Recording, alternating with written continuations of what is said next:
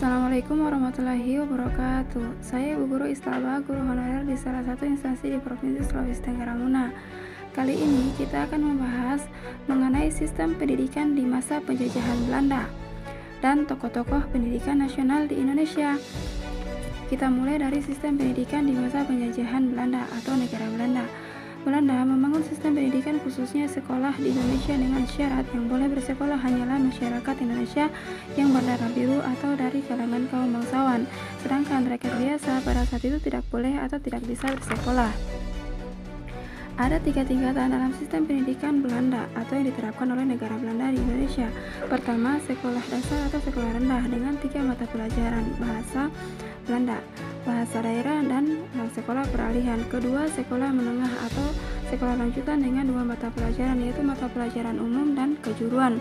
Ketiga adalah sekolah tinggi.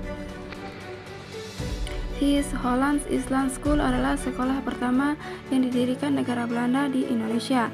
Selain itu ada juga ELS, sekolah tingkat dasar di zaman penjajahan Belanda yang diperuntukkan untuk keturunan Eropa, keturunan Timur Asing atau warga Indonesia yang berdarah biru dan dari tokoh-tokoh terkemuka.